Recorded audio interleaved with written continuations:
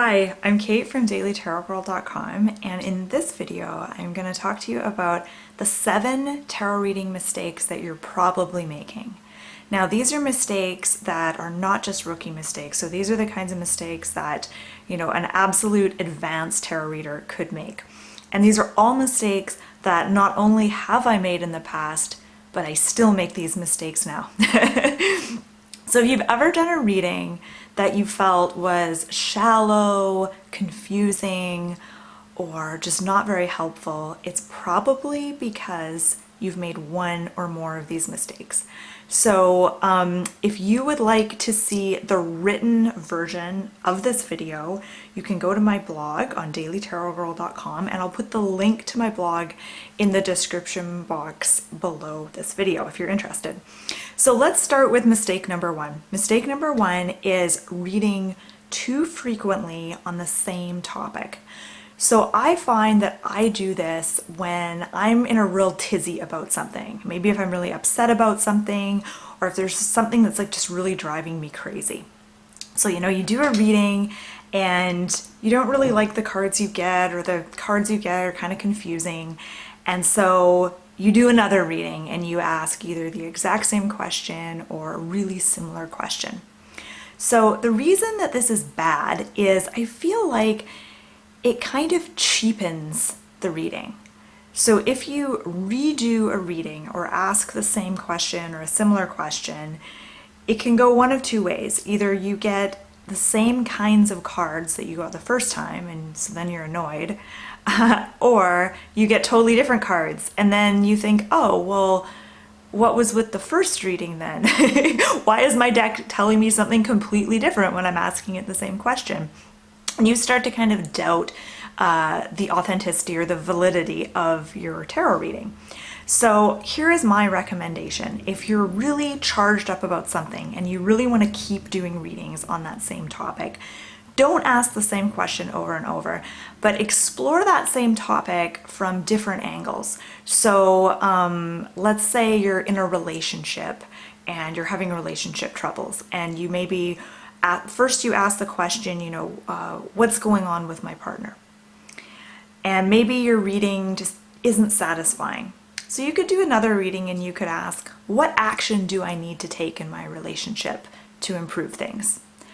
Or you could ask a question like, what do I need to understand about my relationship? So you can kind of go a little bit deeper with it and ask different kinds of questions. My other tip is to get really clear on how it is that you want to feel in the situation that you're reading about.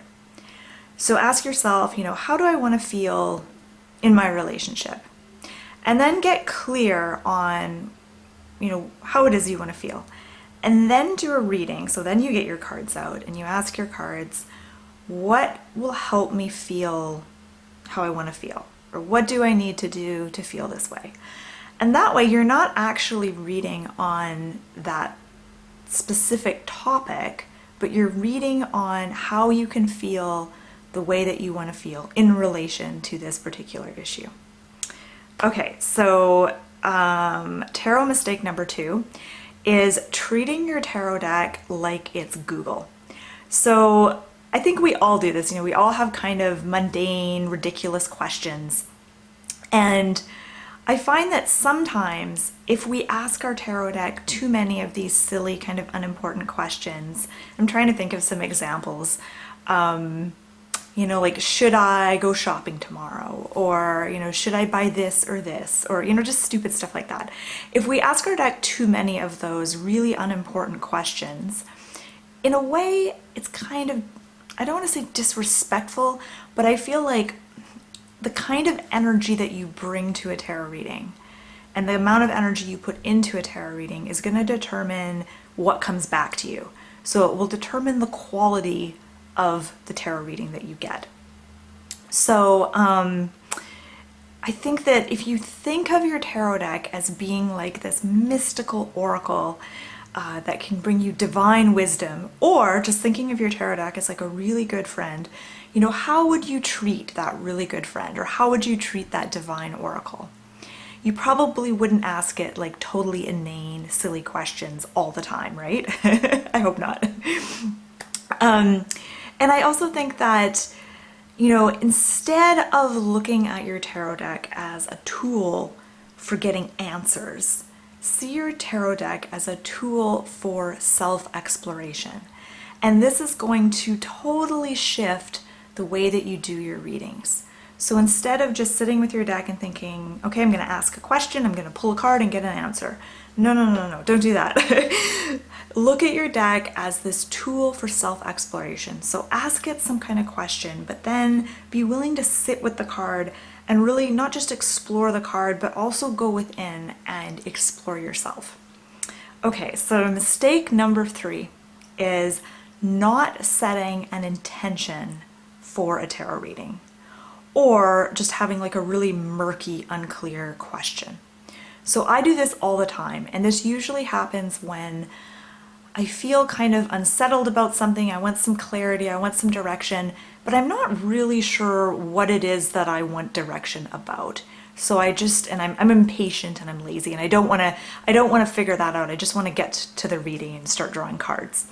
But what I've noticed is that when I do a reading where I don't really have a clear intention or question, the reading itself is very murky and usually pretty unhelpful. Not always, but usually. So when you set an intention for a reading, that will really set the tone for the reading.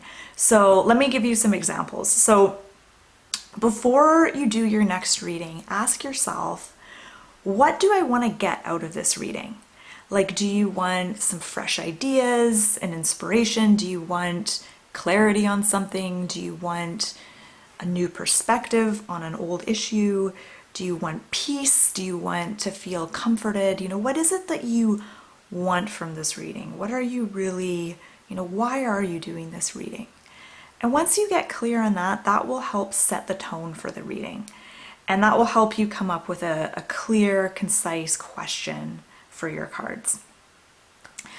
All right, number 4, tarot mistake number 4 is not sitting with a card long enough.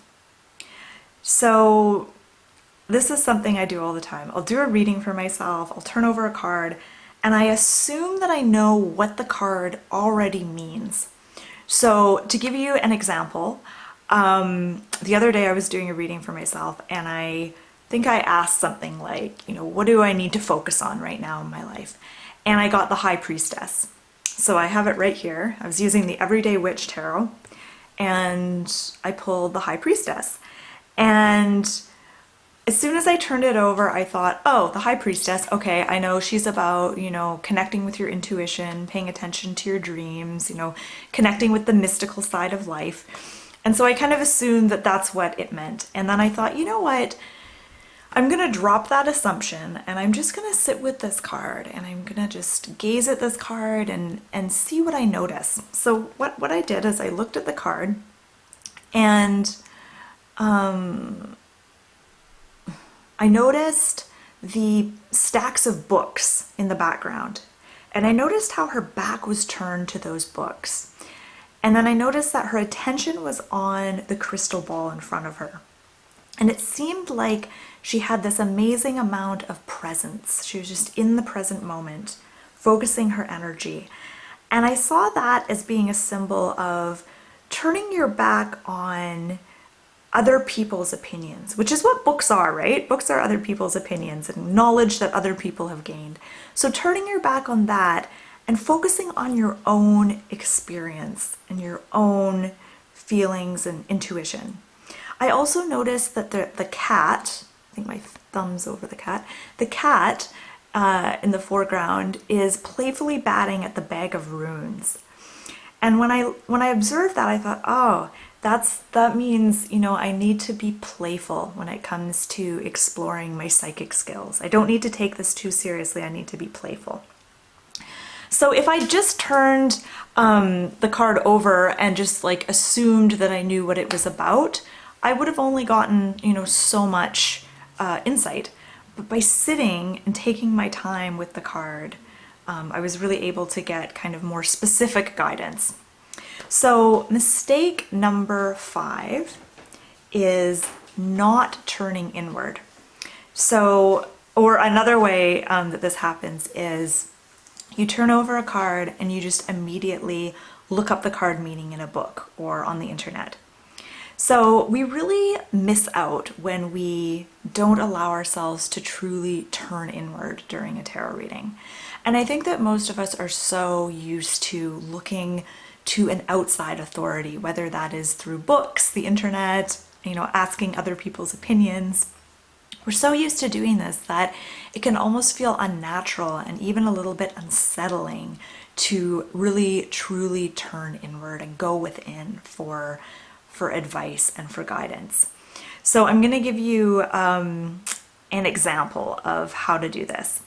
So one way I like to think of tarot cards as being like a portal to your inner realms. Within each tarot card is an invitation to step through that portal and to go within.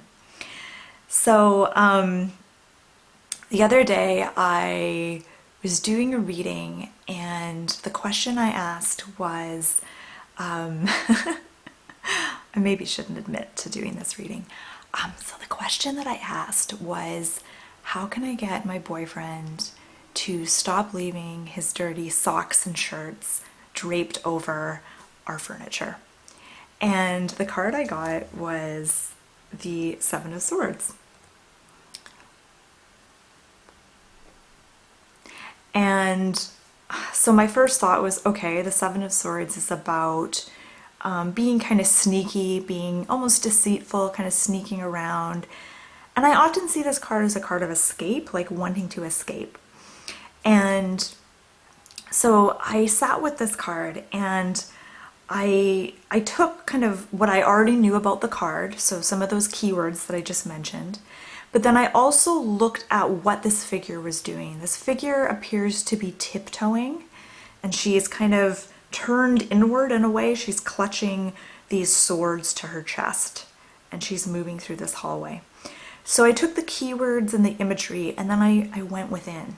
I dove deep. I went within, and what struck me was the tiptoeing, and I thought, where in my life or in my relationship am I tiptoeing? Where am I walking on eggshells? And I realized that, I was afraid of coming off as being a nag or being really bitchy by bringing this issue up with my boyfriend. And then another thing that really struck me was the sneakiness and almost the deceitfulness of this card. And I thought, where am I being sneaky? Where am I being deceitful? And of course, I wanted to find some way to manipulate my boyfriend into picking up his socks and shirts without me speaking to him directly about it. So I wanted to kind of skirt around the issue. And then there was a few other insights as well. I thought, okay, and then this idea of escape, where does that come in? And part of it was me kind of wanting to escape being pulled into feeling like I was a caretaker, picking up after someone. So I got all of those things and I kind of sat with that for a little while and then came to the conclusion that I need to speak up about this and I need to confront this issue kind of head on instead of skirting around the issue. All right, so mistake number 6 is forgetting to make a plan after the reading.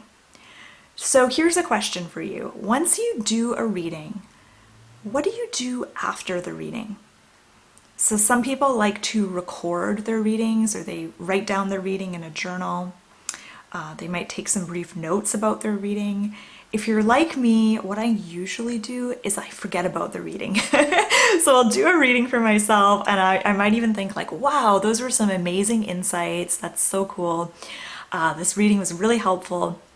And then I go on to do something else and I totally forget about the reading and I forget to take the advice and the insights from the reading and actually put them into action.